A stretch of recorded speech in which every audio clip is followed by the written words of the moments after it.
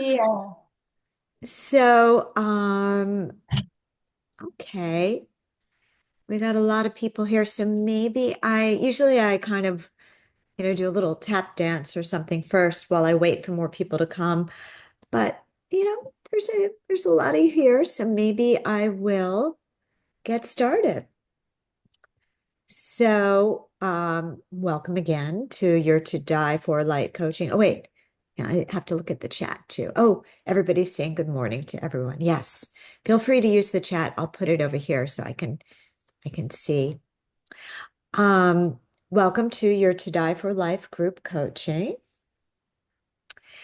Or we could call it you're here, then you're not. Let's make the here part as meaningful as possible group coaching.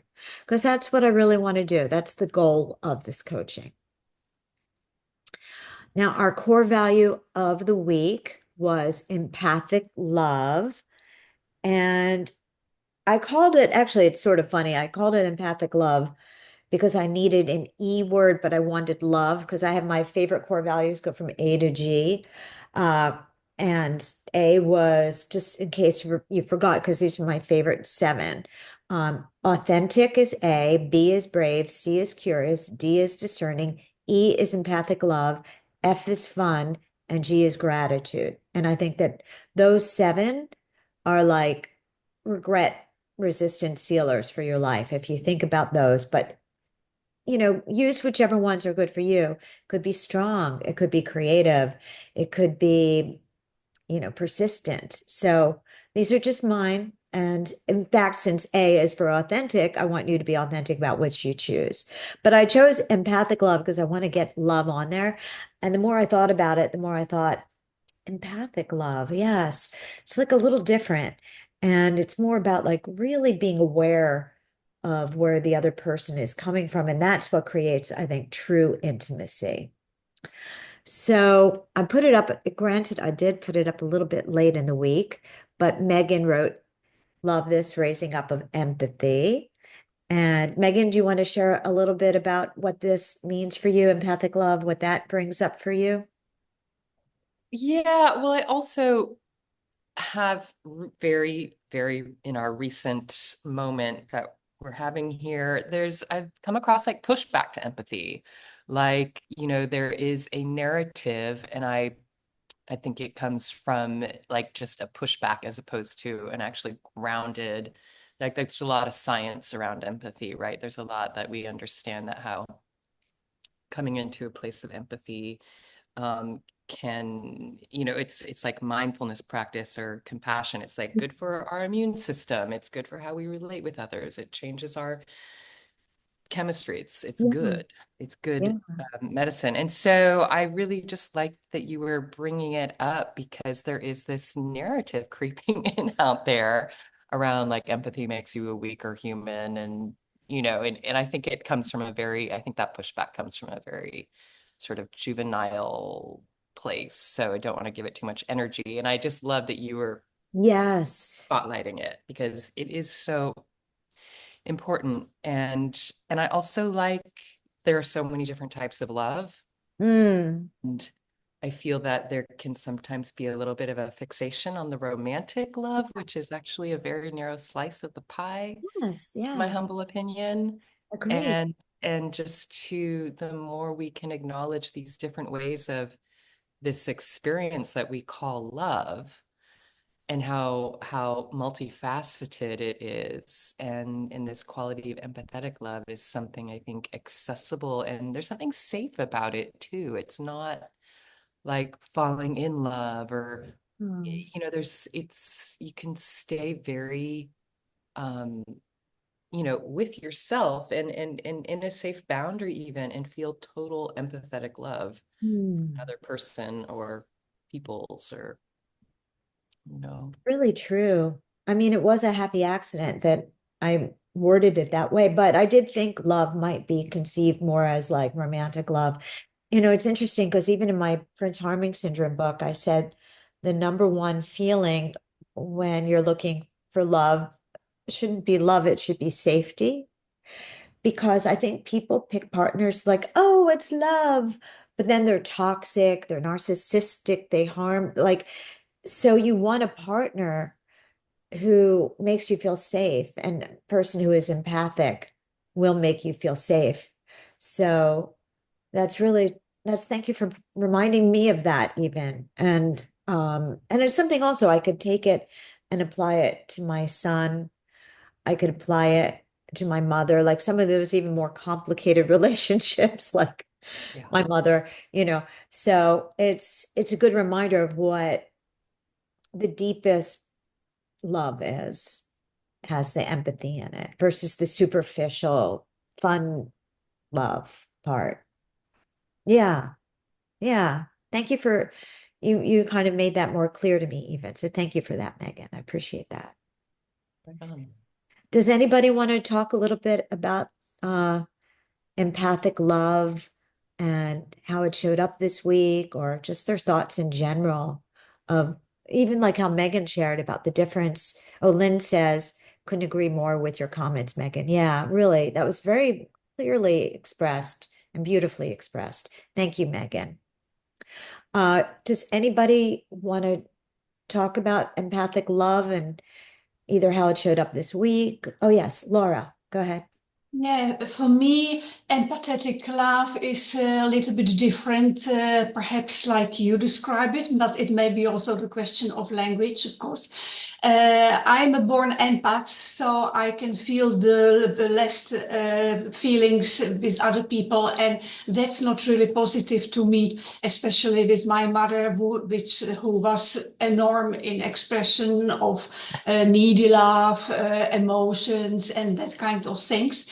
So I needed to learn really what is mine, what is others people's, and I came more in a description for me for feeling love, and I call it compassion. And a compassion for me is the empathetic love with respect. So I can feel, I can stand in the shoes of other people, but I'm not intermeddling. I respect their right to feel like they feel. If they want to feel victim, that's okay. If they have a big pain, I can feel with that. I can embrace them, but not allowing it to express it through me. And it's more, I can feel everything, but it's a little bit it's Yeah. when I add to it the respect and express and compassion, then I can feel it in my body, but it doesn't hurt me.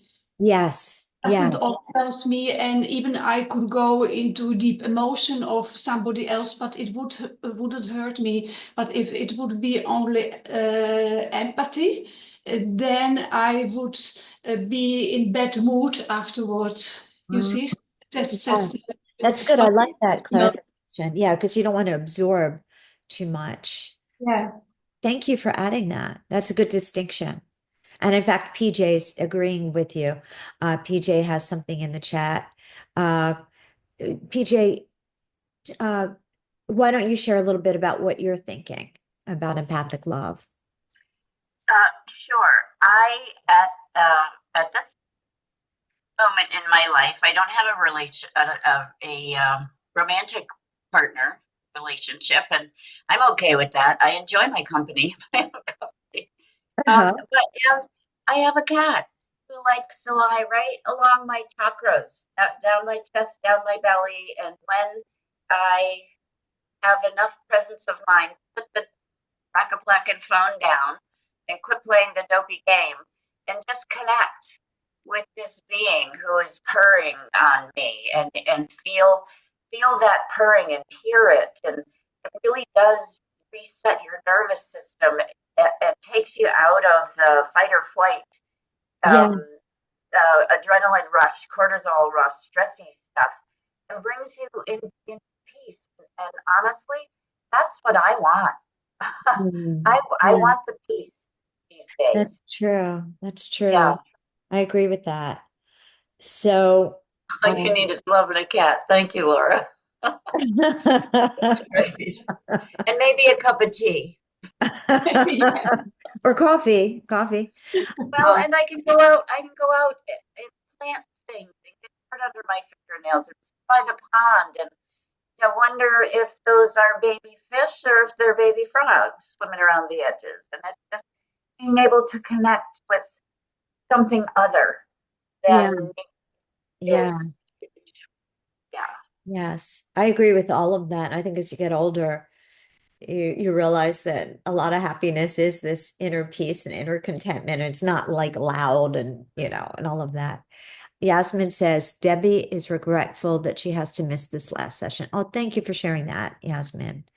And as your reward for sharing that, I'd like you to tell us what you think about empathic love. What does that mean to you? Empathic love. I feel like empathic love is a little bit redundant because I feel that love is empathic. So I don't know. Maybe I missed something. Well, I mean, I explained how I had to add, I explained the happy accident that to make the things from A to G, like have this my favorite core values, and I wanted love on there. I had to give it the word empathic in front of it. I admit that. But I think it's a happy accident because to me, I think people like, well, Megan said it very well, that sometimes people think love is just only romance and it can be so many other things. But when you add empathic love, it sort of expands the umbrella to include so many things. But also, I think when I thought of it, I thought of it's even a deeper love. Like, you could say, oh, I love that. But like, it's a feeling understood, feeling safe, feeling more deeply connected and cared for. There's something about adding that adjective on adverb, I guess, when you add it. No, is it an adjective? It's an adjective. Um, that it feels more intimate and safe and deep. That's sort of what I felt when I put it there.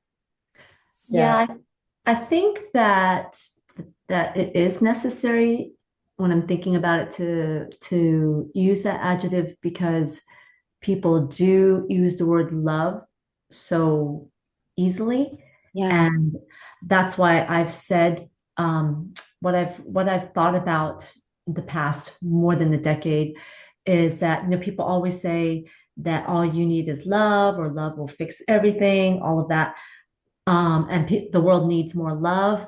And then I have thought about it with all the things that has been happening in the world. And even if you think about your own life experiences, that um, I feel like what we need more is justice because there's so many versions of love. And you think of whether it's your family members or somebody that you've been in a relationship with, they may really believe that they love you, but they can still harm you so yeah, much.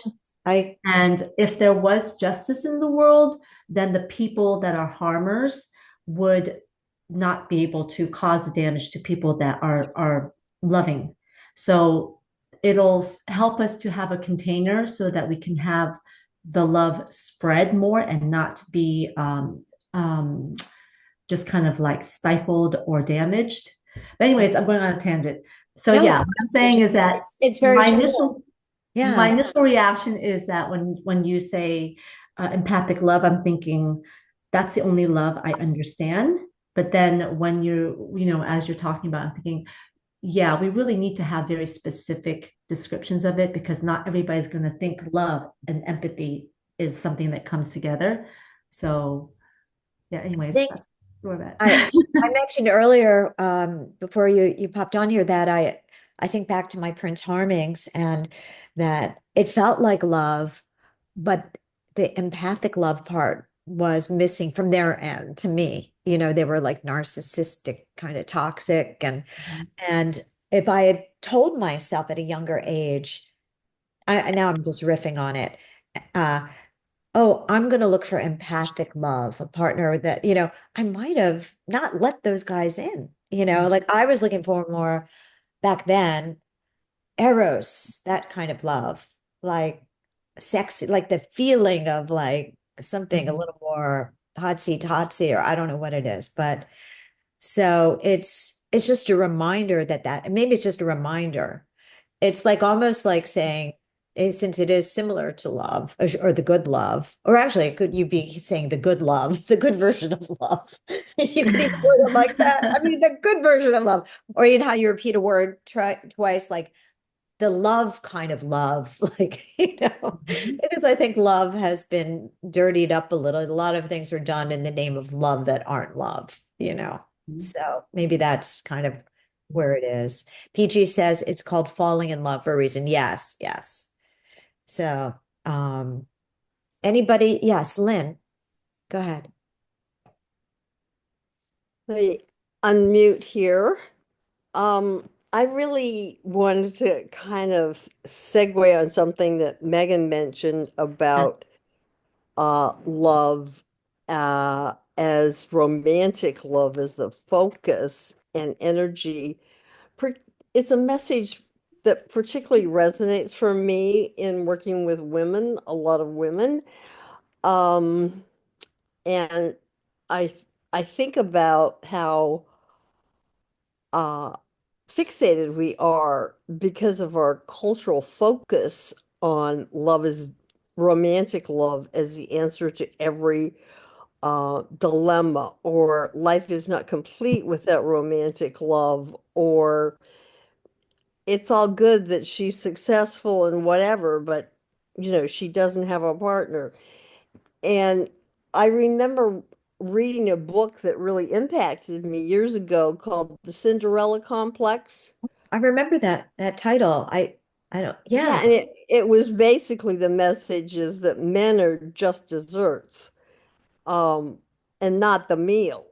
Um, and I think so many of the issues with romantic love for women would go away if they didn't have such high expectations for a romantic relationship to change their level of happiness or satisfaction with life. Oh, And I know one of the lovely uh, impacts for me was finding out from my sister-in-law who never married and left home to join the Peace Corps and basically never came home again. Came home when her mother uh, lost her father. I mean, when her mother lost her husband, right, right. and she was alone, and she was about 85 years old. Oh, wow. And she spent the next 10 years being her mother's companion, Ah, even though her preference would have been to continue to be overseas with her friends, etc. And she told me, she said, I realized that my mother was the love of my life. wow, wow.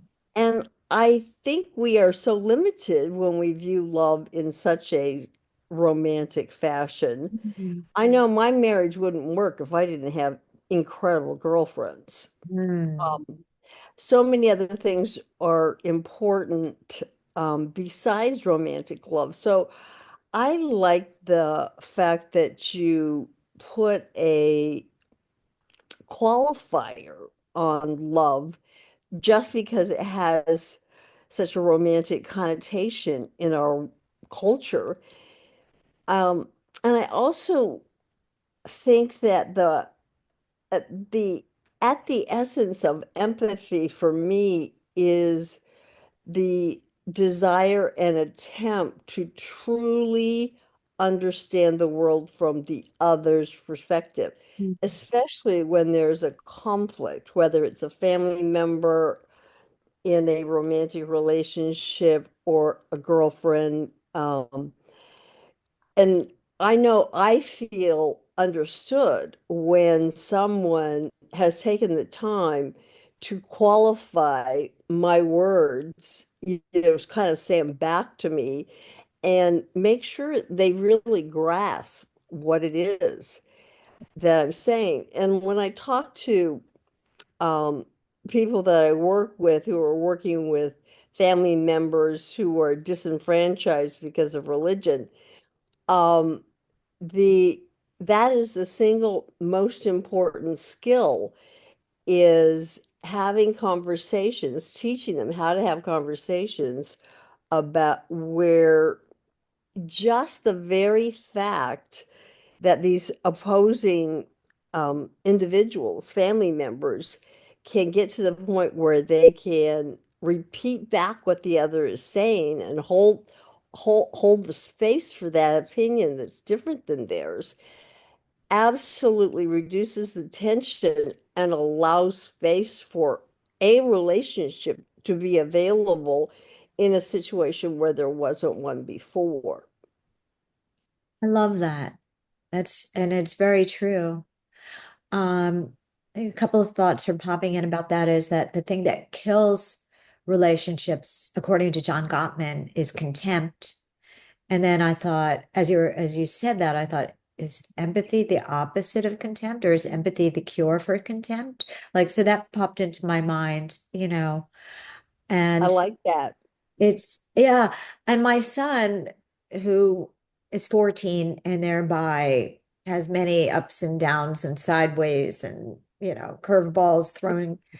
Whenever we have this attention, I don't know if I mentioned this to the group yet, but I will tell you, and if you're a mom or whatever, even if not, this works on your partner, but uh, I tell my son, we pause and I go first. I say, I'm going to tell you, like if we're having like a disagreement, I'm going to tell you what I hear and think you're saying right now. It's like what you said, you repeat it back, Lynn, and so then I'll repeat. I hear that you're saying you want to stay up later because, whatever it is that he wants. And then I'll repeat it back. Well, what's interesting? As I repeat it, I even start I think I know what he feels if it just stays locked into my brain. But when I start to say it out loud, I kind of understand it more. It And changes things. it does. It does. And then also, I want to impress him that I understand him.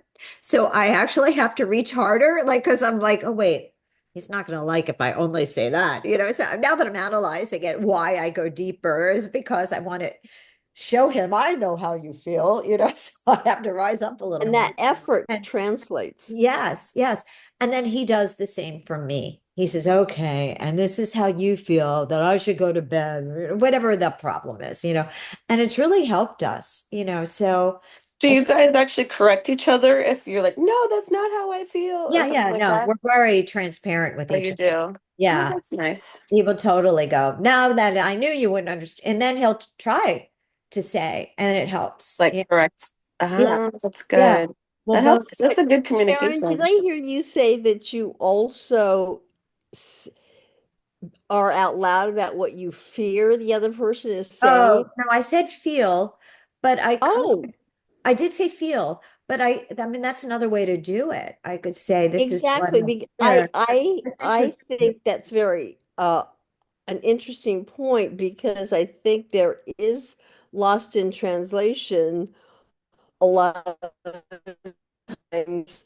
I hear you saying this, but I'm afraid what you're really saying is I don't want to be around you, or whatever our Oh, fear oh, is that's good. I like that one, Lynn. I might add that of in. the exchange, what is the deeper meaning Oh, behind what you're communicating? And often it's oh, fear-based. geez, I really like that. I don't think I would be able to do both with him at the same time, but I could switch it up with him next time. Now I'm almost excited to have my next fight with him. I'm kidding, I'm kidding. But this is what I fear, or what do you think I fear? But I like when you still twist it. Like, what do you think Mhm. I fear about you staying up late?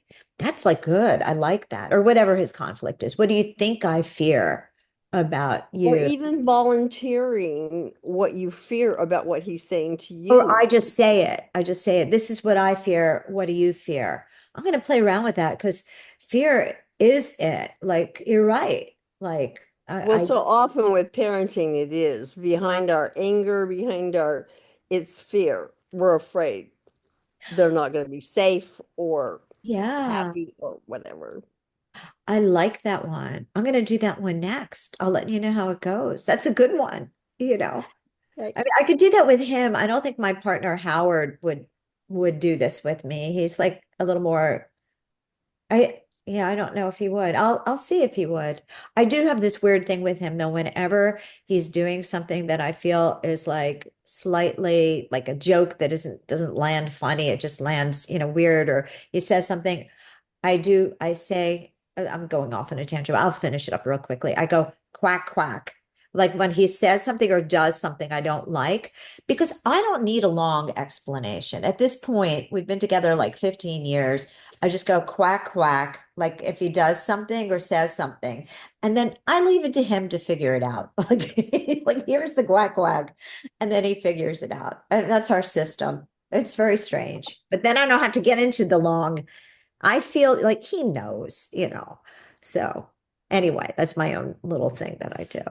Um, but I digress. Does anybody else want to share anything about empathic love? We have a lot of things to talk about. It's like close to 11:30, but I want to make sure empathic love here to the group that everybody feels like they have a chance, they feel heard. And if they have any questions or anything or want to share something from the week, even not on this.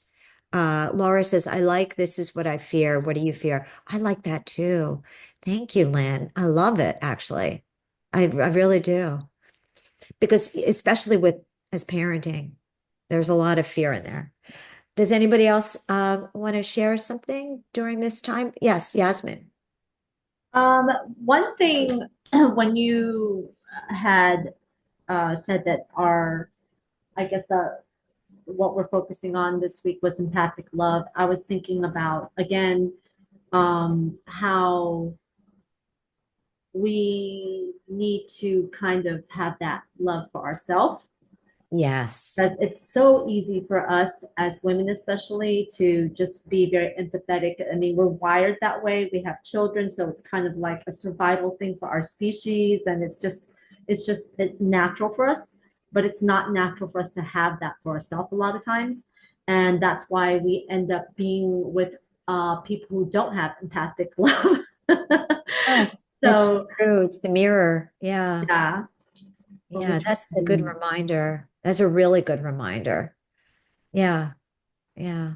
I like that. Thank you for bringing that reminder up. That's an important one. Elizabeth says most media is focused on fear and it's all over, so I'd caution focus on it too much.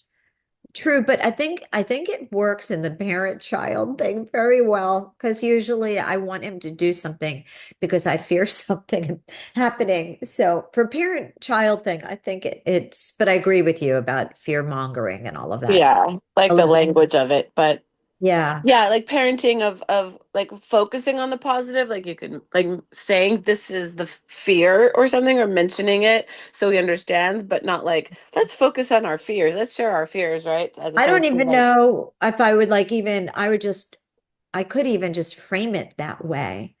yeah, Like even if he says something mean to me, I would say, I fear that you will if you feel like you can talk that way here, that you're going to use that at school and then get it into the habit. So I don't want you to become that person. Like, and I could just think about what right. fear is and think about it without even making it a large fear talk, but really underneath it, there is a fear, is what I'm reminded of every time there's something with a child. I don't know what it is. I have to think about it a little longer, but not, I don't want to talk, I don't want to take up too much time here also. But thank you, Elizabeth. You're right. There is too much fear mongering. Totally. Okay. Does anybody else want to go? I know there's some people Can I, that, can I share? yes. It's And, Elizabeth. Sorry, I oh, don't have the and video Bonnie on. afterwards, then Bunny afterwards. Okay. Okay. No, what gets me with the empathic love, like, so I dated a guy that said that he had no that he like he described how he felt, like he goes on trips with the government boats, like the ships, and like he'll be gone for months at a time, and he just doesn't miss people, and like things like that. Like, wow, he doesn't have empathy, but and then I looked it up and it's like, oh wow, he's a sociopath. He's not a psychopath because he doesn't hurt anybody. He's a very caring person. But I found that's really interesting how a lot of times people want to be close to people and like him actually. Like he's he buys things for people. He's very giving, but like he didn't mind being alone on Christmas when he and I had spent time together, and then he ended up getting COVID and he was at his parents' house and he left. He left his parents' house so they wouldn't get it because he's loving, but then he also like, whatever, I'm at home for Christmas by myself, whatever. So it's like it's just really interesting to me, and it's just something that's been on my mind kind of. I don't know if I figured it out or I'm just trying to figure it out, right? Is sometimes people that aren't that empathetic, but they can be giving without the wanting something in return, and it being wanted. I'm thinking that this is just thoughts in my head, right? I'm like trying to work it out. Like, why do people love non-empathetic like people like him so much? Like I felt loved by him at first, right? And then he had these ideas that he said that he finds what's wrong with people and then he separates from them, but then he doesn't miss them, right? But he has friends that actually straight up call him to drive him to work because they want to spend more time with him, like he's friends from work Right. because they want to have time with him because they care about him, and they want to spend time with him. He's a good friend, whatever. So to me it's interesting that he's Yeah. not empathetic. Explained to me how he doesn't feel inside, but yet he still has the actions of, I'm going to buy this for everyone or whatever, or, being really friendly, but still not actually having the empathy, right? So to me, it's kind of a really interesting, like, how do you actually have empathy? How do you show it versus how do people like you versus not like you? You know what I mean? Well, what's coming up for me, and I'm eager to hear other people because this is a good group of thinkers and feelers and all of that, but is that he might just be emotionally unavailable and have some intimacy, closeness issues where he can only love so much and feel so much for him to feel safe. And men or people, it doesn't matter. It doesn't matter if you're male or female, can sometimes feel like, oh, friends I'll allow close, but a loved person, I'm going to have more emotional unavailability with because that's Yeah. some reason, whatever their childhood or whatever their issues are. Yeah, PJ is saying protects him from being hurt. Yeah, so he might have more walls up with love partners than his friendships. And it sounds to me like, and also a lot of people can be charismatic. I mean, even like, who, whatever it is, like Charles Manson was charismatic, but it doesn't mean that, and so a lot of the serial killers are said to be very charismatic, but anyway, so that's different. Like you can be, Right. you know, but I'm not sure if, I don't know, I'd have to know more, but I also want to Yeah. make sure that we're moving forward, but Yeah. thank But you. that's actually Yeah. something I did figure out about me. Like I do tend to like charisma and confidence, and Yes. but it masks other things, like you said, like yeah, serial killers are charismatic. Like it's not all that there is, but it feels good and it looks good, and it's like that kind of that tingly romantic love that somebody else was talking about. It's like, oh, but it's not what the deep. It's not the person that's gonna stick around. It just feels good Yeah. because it's fun, right? So yeah, for sure. Yeah. Yeah. Well, Yeah. that's where even thinking I prioritize empathic love. And then if you notice it, you convince yourself to get out sooner because you're someone who values empathic love. Again, if you own the core value, it's easier to move away from something that doesn't uh, wind up being in alignment with that core value. Once you really shed intentional light on core values. Um, Bonnie? Yeah. Um, Ironically, I guess, this conversation came up organically with somebody about empathic love this week. So she was asking about nursing and she was disappointed in someone's behavior. And we were just talking about it. And I said, well, when you're taking care of someone, I know for myself and the people who I worked with that I was close with, you love your patients in the moment. In the moment the moments you're responsible for them and they're sharing with you, I mean, it's love. I know it was for me. I mean, it's not, you're not in love with them. It's not romantic in the least, but you empathize with why they're there. You feel responsible for taking care of them, and it's a type of love. And so the conversation came up, and all of a sudden, a little bell was ringing. I'm like, wait, I think that was the assignment for this week. But um, Interesting. yeah, so I mean that's far away from romantic love, but it's real, and it's yeah. Yeah, I guess also healers and people that are in healing professions like nurses and all of that probably are like kind of wired for empathic love. And also when somebody's showing up vulnerably, I think like the more vulnerable you are, the more it maybe elicits the response of empathic love. And that might be part of it. What are your thoughts on that? I think so. I mean, it feels, I mean, I'm female, so it feels somewhat maternal, but I know for the men that I worked with, it's probably in a fatherly way too. I don't mean paternalistic. We've all been damaged by things like that with medicine, but I just mean you feel like that, like you want the person to be safe. Yes. Yeah, Yes. you want to protect them and to be safe and to find the best thing to make them feel better or whole. And so that's where I mean from that, not certainly not looking down upon them. Yeah. You know, it's So interesting. It's just bringing up something. God, I feel like now I feel like I wish we would just do a core value a week because this is interesting. But I just saw the most cool, I loved it.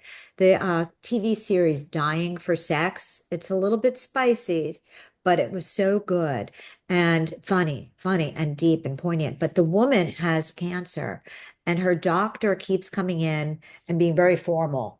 And one day she decides, she says, the doctor comes in and she says to him, Dr. Kaplan, what's your first name? And he says, like, Jerry. And she goes, Jerry, come over here, sit down next to me. And then she says, hold my hand. And like she forces him into empathic love state. And then she goes, where are you from, Jerry? And she's holding, and she starts talking to him. And she goes, and then she's like, breathe deeply. And like he's doing it. And whatever it is, the next time he comes back in, he's like more caring to her and more, he changes as a doctor to her as the show goes on. And it's sort of like, I guess she was like reminding him not to be one of those cold doctors that just see you as patient number 27, and that's what good doctors are. They're empathic love doctors. yes. So, and the show is good. Okay. So, and Yasmin is my husband, and many men have this problem. They like only light, shallow, peaceful people, blah, blah, blah, blah, blah. Yes. Emotional disconnection from family dynamic, validation, and dopamine. They're also the most prone to cheating. Yes. Yes, yes, yes.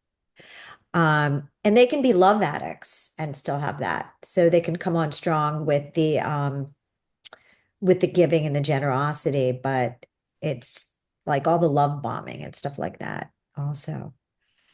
So, all right. I do want to be fair. So anybody else before I move on? Did somebody raise their hand? No? Okay. All right. I'm going to move on, but I enjoyed this a lot.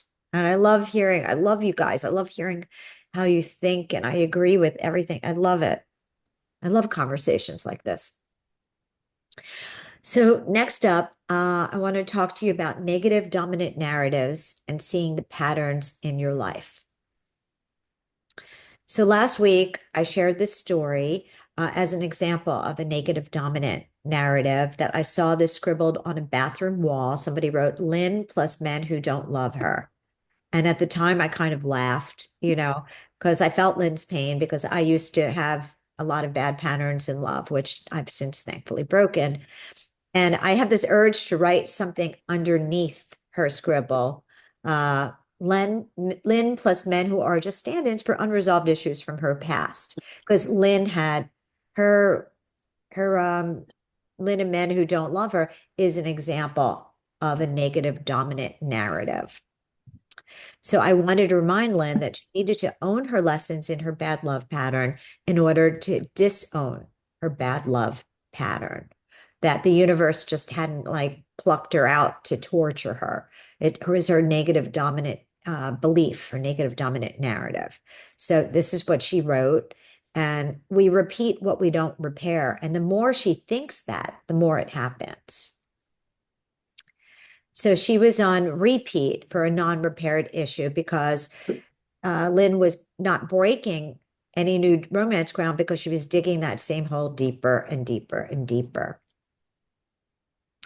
Admittedly, it's hard to let go of painful beliefs, but you can at least make sure you don't make your painful stories your dominant narrative like Lynn did and like so many of us do. So how do you know you have a painful dominant narrative? Well, you might find yourself telling a story that begins with, my life is ruined because, or, well, some examples, my life is ruined because I had a narcissistic parent, or my life is ruined because I miscarried, or my life is ruined because my dad died or left when I was young. Or you might have a story on repeat with the words always or never. In fact, whenever I coach people, I really listen to their always and nevers. That is definitely a sign you have a negative dominant. This always happens to me. I can never get a break. All men, always, men are always, or, any of those. That's a total red flag that you have a negative dominant narrative.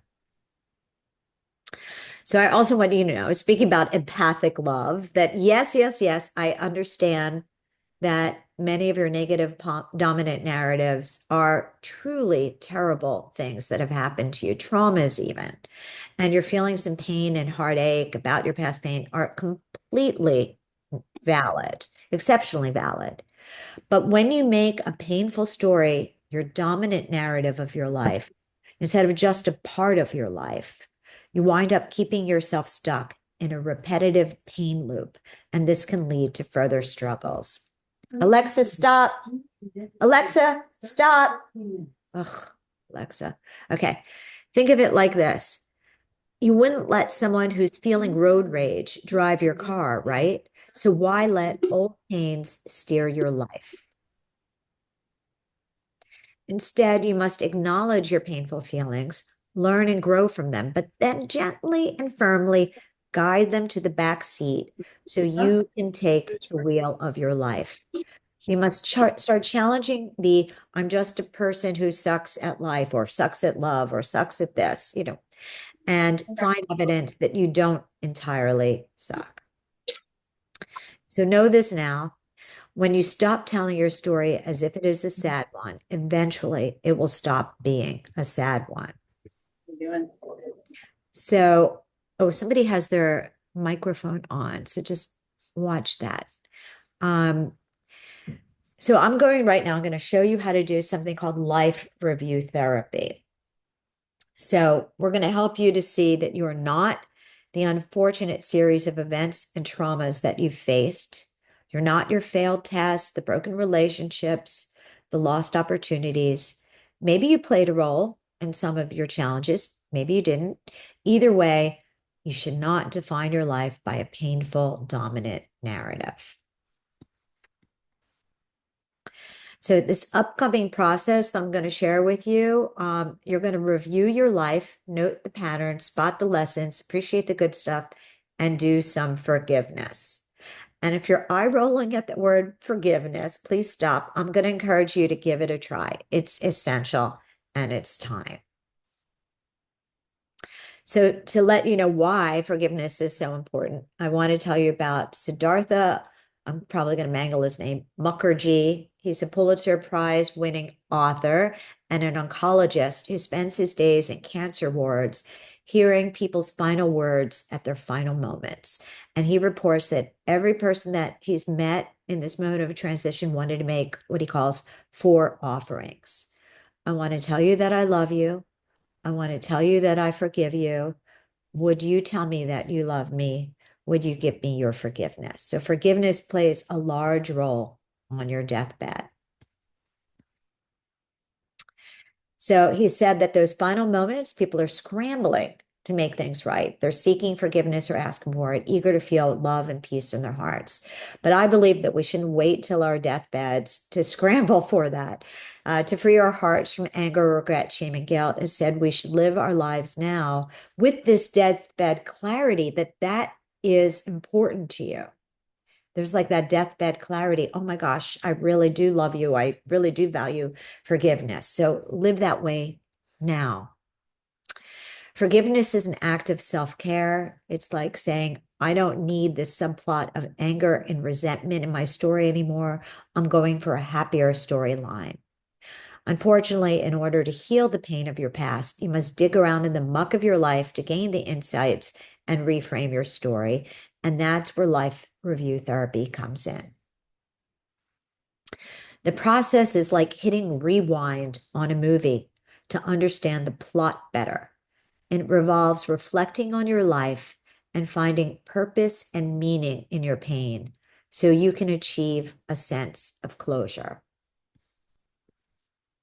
Now, normally life review therapy, and it's often called LRT, is done when you're with a therapist who navigates you through your memories and everything. But I'm giving you a special DIY version, a self-guided tour through the landscape of your past, armed with curiosity, introspection, honesty, and a hefty dose of empathic self-love, our core value of the week. So you start with something called chronological mapping, where you literally map out a timeline of your life on the biggest piece of paper that you can. So you can get butcher paper, or you can tape together 8x5x11 pages and go across and find a long table that you could do this on. Go big, because you're going to be writing things on it. You start by drawing a line, a long line, stretching from one end of this absurdly large paper to the other. And then you fill in key details on your life timeline by making a dot for each pivotal moment, those highs that made your heart soar, or those lows that felt like emotional potholes. And then next to each dot, you write down simple, small phrases like started high school, lost my first job, had my first job, had my heart ripped out and stomped on. Like any of these moments, you write it down on the timeline. And you could start at the left with your earliest memories and then gradually move right where you are today.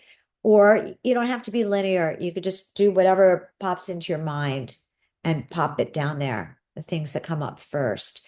The goal is just to brainstorm the moments that made you go, well, that changed things. So the first, the last, the triumphs, the disasters, the aha moments. And then once you've got your timeline dotted and labeled, I want you to keep going. Add notes about what happened. Who was there? How did it feel? Did it change you? How did it change you? Did it break you? Did it build you? Write down things on this. Draw doodles or symbols to mark various occasions. A star for the highs, a teardrop for the lows, a heart for love, a dollar sign for money, or use colored markers to note the patterns. Then make a key on the side, creating a map so you can understand what it is. And you can look at it with the colors even. Digging through your past like this might feel like an emotional Indiana Jones adventure. Sometimes you're going to unearth happy treasures you forgot about, and then other times you're going to stumble into emotional quicksand traps. You're going to think about things you might have even forgotten about. Whenever you find yourself recalling a painful memory, I want you to pause, stand back, and look at the huge timeline in front of you and tell yourself, okay, that particular life chapter sucked, but here's what it taught me. And then scribble down the lesson each event offered up or smacked you with. Write it down there. Describe the various feelings and core values that embrace most during these times. Did you become more patient, braver, a little more wonderfully weird, a little you-ier? Note how everything sculpted the person you've become, and write that down. This, I'm thinking now, you could buy like a long canvas and like make it into an art project and really do something with this, you know. But you might not want to hang it, I guess, if you don't want people to see it. But it could be interesting if you did, if you know, found ways to make it beautiful, because this is your life. It should be beautiful. So important. Don't deny or alter the reality of your life. Just try to shift your perspective a bit, like tilting your head to see the picture hidden in one of those magic eye posters. And soon you'll view your life with a deeper understanding.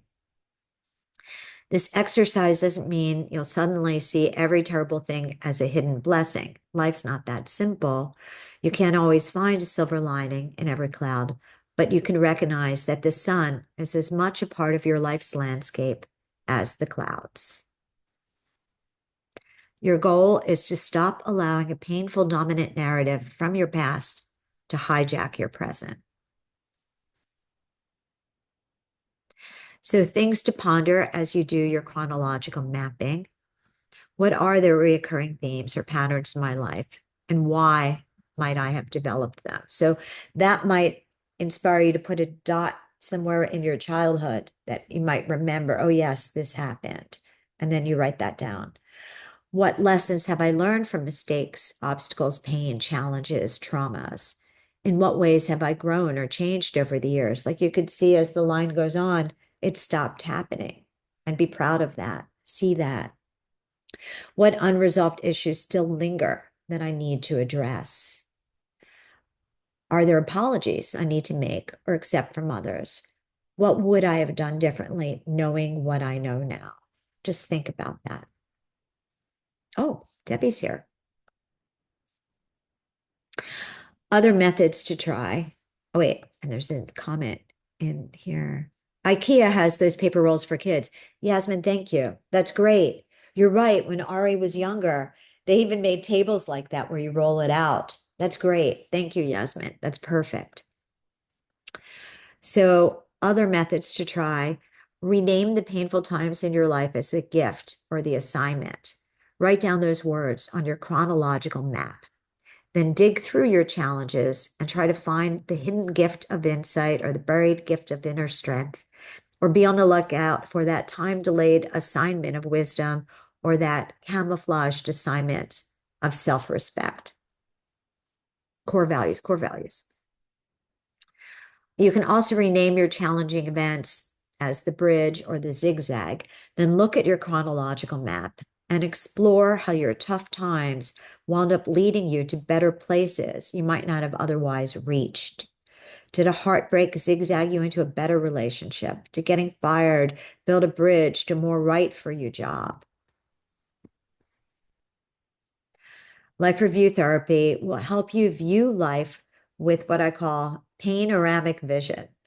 After working through this process, you're going to see the whole picture of your life with the full 360-degree lens.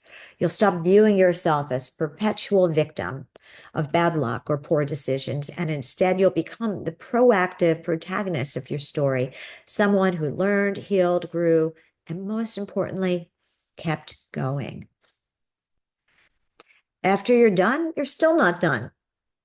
So after you're done, I want you to write what I call a personal acceptance narrative. This is more positive dominant narrative about yourself to replace the negative one. As you know, I'm a fan of what I call stop and swaps.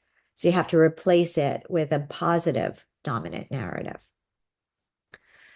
So you write this up.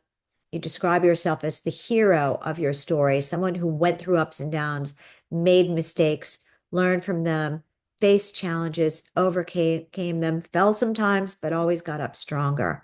And then when you're done, sign it, like really sign it. This is different than the chronological map. You can sign your chronological map. This is something else that you would write probably on your computer in your journal. This is your new reality: to view pain as something to learn from, not wallow in. Here's the deal going forward. Every time your mind wanders back to your old negative dominant narrative, do a stop and swap. Stop saying, my life is ruined because. Say, I learned something important about myself from that event and it led me to a better place, which I'm committed to enjoying now, or some version thereof. So here's an example from my own life. Back when I was in my 30s, I met this guy who I thought was intoxicating, and turns out I was wrong by a few syllables. He was just plain old toxic. So let's call him Tox to protect his identity. Even though I knew Tox with the lethal combo of trouble and troubled, when we broke up, I felt as if my plan A life had been pulled out from under me, and I wondered how it would ever be possible to find a happy B storyline. My negative dominant narrative. This breakup is the beginning of my descent into unhappily ever after. Pretty bleak. But after doing this life review therapy process, I was able to reframe my heartbreak into a hero's journey. So I recognized that, yes, this past relationship was a doozy, but it taught me to trust my gut. Thanks to Tox, I made a non-negotiable promise to myself. I will never again shrink myself, warp myself, or play emotional twister just to make a bad relationship work. These weren't simply happy little lies. They were true pieces of wisdom that I managed to scrape out of the wreckage and use to rebuild myself into someone far better at giving and receiving love.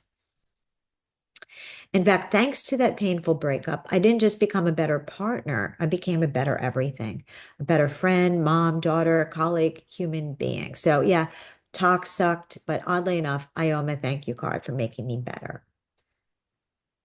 Life review therapy works like a narrative reframing machine. You feed in the sob stories, and what pops out isn't a shiny fairy tale, but something real. It's still got the rough edges, but now it's a personal acceptance narrative of growth, not defeat, a human adventure, not a tragedy, a journey of self-discovery.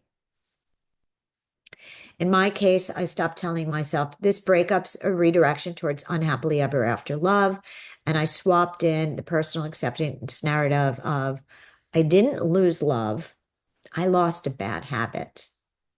I let go of something that wasn't right for me. And in doing so, made room for far more fulfilling love. And you can say this even before you meet someone, just to know that that's the direction that you're heading. This is one scenario, whatever your scenario is, you can fill in the future that you want to aim yourself at. Then after I crafted this new positive dominant narrative, I went back to my aspirational eulogy and I wrote it in. Karen is someone who didn't just stumble through life. She mindfully learned from each fall. She used her missteps as stepping stones, and thereby she taught us all a thing or two about resilience and personal growth. So you put it into your aspirational eulogy as if it's happened, even before it happens. Okay, so I know that this is a lot and there's even more. So last week I asked you if you would be interested in continuing on with me. And a lot of you said you were interested in closure classes, which was a weird coincidence because this is closure classes. Life review therapy and chronological mapping is. So I've created something that is an 8-week program that I want to show you on how I think closure classes could go. And if you want to continue with this, let me know. So closure classes, I see it as an 8-week program. And I'm going to give you this to keep and look at and send an email about it too. This is how I picture it going. So since we're already at noon, I'll just go through it slightly quicker than I would normally. So first we start with the inventory of pain, and you are going to be doing your chronological mapping each week for 8 weeks. I'm going to help you generate ideas for it. So we're going to start by taking stock of your stories and identifying what your dominant narrative is. And then I really want everybody to do this. I think it could be really profound to hold up your current dominant narrative, to write it down on a piece of paper, just hold it up in the Zoom call and own it. If you don't want to, again, I don't want anybody to feel uncomfortable, but I do think it would be really powerful. And then we're going to do week number 2, the narrative autopsy. We're going to look at and identify recurring characters and patterns and everything like that. Then we're going to do something called the subtraction method. We're going to look, I want you to have an empty chair next to you and talk to the empty chair, confront somebody that hurt you and talk to them. Say everything that you need to say, and then move on. And then I want you to rename some of your painful events, plot twist, or character development, or foreshadowing. So we're going to keep working on your chronological map. Then with forgiveness, we're going to do a cancellation of debts. I'm going to tell you how I see resentment as, keeping yourself in an emotional debt to a past pain, and it just keeps building, compounding interest. So we're going to do something that I have where you cross off the emotional debts. It's a whole ritual. Rituals really work. So it's a ritual. Then we're going to work on forgiving yourself. Week 5 is about forgiving yourself. And I'm going to have a confession booth, and I have a whole idea for how to do that. And that's where we're going to work on your personal acceptance narratives. And then the reconciliation question mark. If there are some people, and you can do it with different people in different circumstances. So if there's one person that's major, like you just went with a breakup, you might want to focus on that. But for the reconciliation question mark, it might be another person. And we're going to create 3 piles. Deserve a conversation, deserve a letter that they'll never receive, or deserve nothing but your indifference, So we'll figure it out together. Week 7 is the final draft of you, where we're going to help you to kind of craft it for your aspirational eulogy. And then week 8 will be, and we're going to be doing your chronological mapping. So by the time you're done, you will have a very full and aware and powerful chronological map of your life. And it's quicker. I mentioned to you memoir therapy, but this is easier to do than like actually writing out a memoir, because it's so visual and it's just things that you notice, and you don't have to go through the whole idea of memoir therapy. But a lot of it is same principles that I share in my memoir therapy. A lot of it's the same. And then we're going to end with a graduation from your pain and the way that you held up your negative dominant narrative. Like you're going to hold up your positive dominant narrative. And we're going to talk about that together. So if you wanted to move forward with this, I would love, love, love to do it with you guys. So, but for this one, I thought I would make it a paid thing, but I want your feedback on that too. I value it. I thought if I went to my list with this, it's 8 weeks, so it's 8 sessions. I would do it. I think it's a $399 one because it's 8 sessions versus like when I did the mastermind, it was only 2 sessions a month. This is like weekly to keep the momentum going and all of that.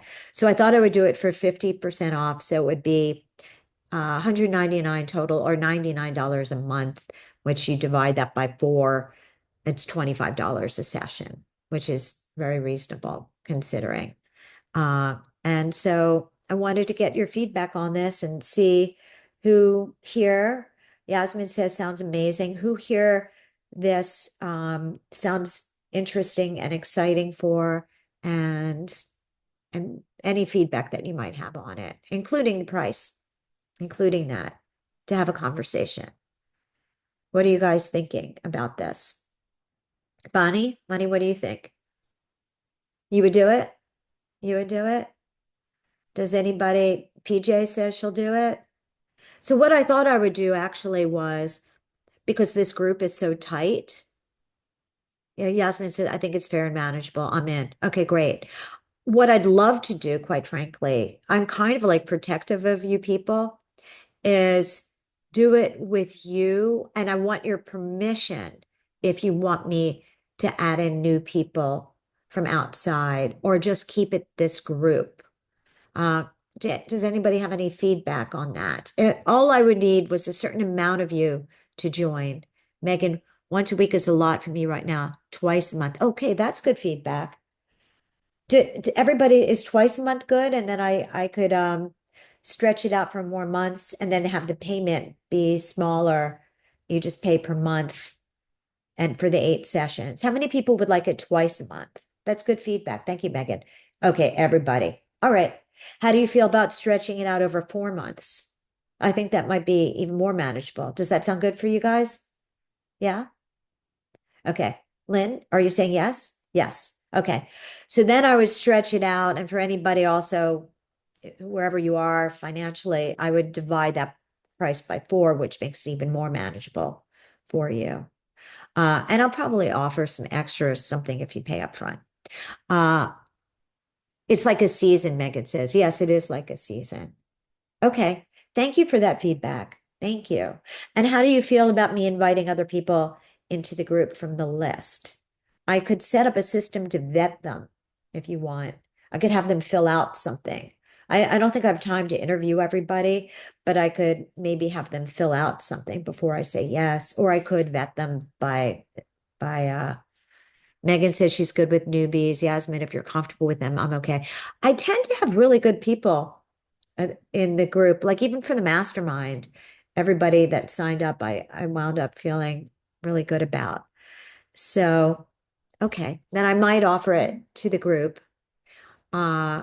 And I'm excited. And then I think this would be really powerful. And I like that you end it with something that you have. And you might want to keep it in a drawer to look at. You might, I mean, it would be interesting. I don't know. Maybe you don't want to hang it somewhere. So forget about the canvas thing. But I think I love that you see your life. And I think it's going to be really powerful and oddly fun too, because creativity loosens you up a little bit. Lynn, if you approve, I'm good. Okay. All right, good. All right. So that was it for today. Does anybody I just want to know in general from you guys what you thought of where is my now I can't even find it. I don't even see when I clicked the link to come here. I got rid of the PDF. Maybe I just do this. Yes. Okay. So I want to hear from you guys in general what you thought of this, it sounds like you would have enjoyed this even more if it was twice a month. Yasmin said really good. Would you have enjoyed this coaching if it was better, if it was twice a month and not every week? How many of you would have enjoyed this coaching twice a month? Lynn, PJ. Okay, see, this is very helpful and I really appreciate it. Did you like the amount of interaction? Do you think I should have had more interaction, or was it good to have the interaction? Debbie says, I love this so much, but I felt badly that I couldn't attend each week, twice a month. Okay, this is really helpful. Thank you. Twice a month it is from now on. And I'm just curious if each of you could even write in here one thing that you liked and one thing you thought I could improve, or just something that's a feedback thing for me that pops up that I will take it as tough love. If it's tough love, I'll take it as love. I'll take it as empathic love, whatever love or whatever. PJ says twice a month works well. Was it in general? It was in general like inspiring. And would school still be available? I'm not sure. I could do all of this without school. I pay for school and I could just do this I don't know. Yasmin, what do you think? Do you want me to stay with school? Oh, Laura says, I loved it. There's nothing I didn't like. Thank you, Laura. I think it could be school, it could be something else. If you can find something that you don't have to pay for, that's fine with me. I just like having a place to go to in between the classes, to kind of look and kind of respond to some of the questions and have the reference materials. So that's my main thing, whatever platform. Okay. Yeah. I'm going to look to see Teachable has a community there, because we didn't get deeply into the community, because I feel like I don't want to overwhelm you with too much work either. I'm going to see if Teachable's community is good. I think school is pretty neutral. Debbie, I love the shift on perspective and mindset for healing, and it has helped me so much through one of them. Oh, Debbie, yes, yes, yes. I I do think this was oddly good timing for both you and Yasmin, and to meet each other in this is just so beautiful. It makes me so happy. PJ, I would like a check-in time a month or so down the road to share victories and lessons learned. From PJ, do you mean from this thing that we just did? I could do that. I could do that in a month separately from the closure classes because I want everybody to sign up for closure classes because you want to, but I do like the idea of checking in with this whole group in a month and see what pops up for you. I mean, that's interesting to me too. I want the feedback, writing a book, you're there like this, but you don't know. And so this has been very interesting for me. How many of you are intrigued by this might sound, I have to word this right because but how many of you were surprised? Oh, wait, maybe it's two questions that this is the kind of content in my book. And how many of you are like intrigued because the book is much longer than this, but are you intrigued by how much of this type of conversation do you value in your life? I guess. I don't know. It's kind of a mishmash of a question. Is this topic of mortality awareness and yes, Yasmin says definitely valuable. Okay. And I handle the topic of mortality in a loving way, not a morbid way. I think so. PJ, the perspective shift has been enormous. Oh, thank you. That's really important for me to hear. Okay, good. Laura, I surely value it's a great topic, very needed. See, I kind of think that, but I don't know. I'm a little bit I have my own reason to think that. I've just wrote a book on it, but I'm glad that it's helpful because I do think this conversation is needed. Danica, yes, I love this. I was actually thinking about all this already before I found out about your book. I love that. I think it like whatever age we're all different, but this mishmash of I guess maybe anything over 30, you start to think about this more. Laura, I love your original view and humor of the language. Thank you. Lynn, I think giving people several choices to make the point of time limits instead of just the marbles and the jar, like a monthly life calendar that shows your whole life, time left at a glance, like a poster size. I really, really like this last exercise that we looked at today, the lifetime chrono. Yeah, yeah. Okay, I'm going to think about something other than the marbles. Thank you, Lynn. Thank you for that. I mean, the marble jar is one of the ones in the book, but I can think outside of the book and come up with other ideas too. Yeah. Yeah. Elizabeth, yes, my mom passed 2 years ago yesterday. Oh, sorry. I know it's been poignant for me. I'm glad it's been poignant. Yes, those anniversaries can bring up stuff for sure. Yeah. Yeah. Okay. Well, I want to thank you all, and I hope to see you and continue with you. Oh, Megan says marbles. Let me see. Try not to accumulate. Oh, wait, let me read. Try not to accumulate more material things at the moment. I'm nomadic. Ah, okay. I could see that. I could see that. Maybe I'll think of a digital way to do it. Yasmin, I like the marbles. Also, something simple and visual. I'm a visual person. That's why. Bonnie, 9 years ago, I did a course from Chris Carr in which he had our cohort print all of the materials and assemble a binder prior to starting the classes. I still love paper.